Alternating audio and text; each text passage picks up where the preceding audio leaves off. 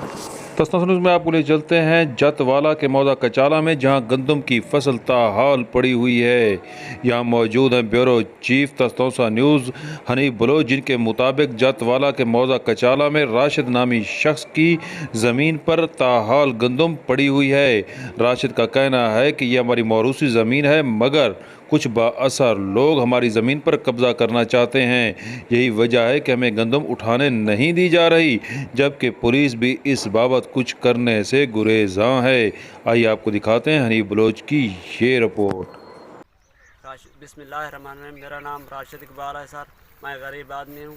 یہ میری فصل، یہ میرے گھر مکان، یہ رقبہ سارا میرا اپنا ذاتی ہے۔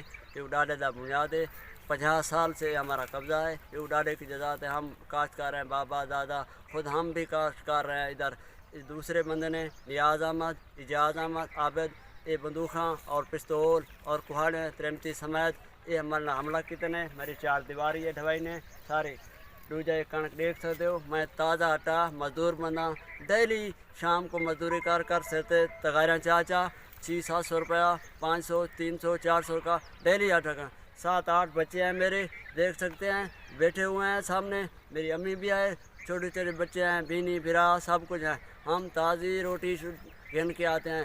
مزدور بندے ہیں، تھانہ پولیس میں کوئی آج تک تعاون نہیں کرتا۔ یہ پیسے والے بندے ہیں، لاکھ دے دیں 50 دے دیں، ہم کو روز تھانے میں لے جاتے ہیں، کٹواتے ہیں، مارتے ہیں۔ کوئی بھی میری امداد نہیں آج تک، عدالتوں میں گیا کچھ بھی نہیں ہوا میرا۔ اللہ واسطے میرا تعاون کیجیے، میری گندم لیجیے۔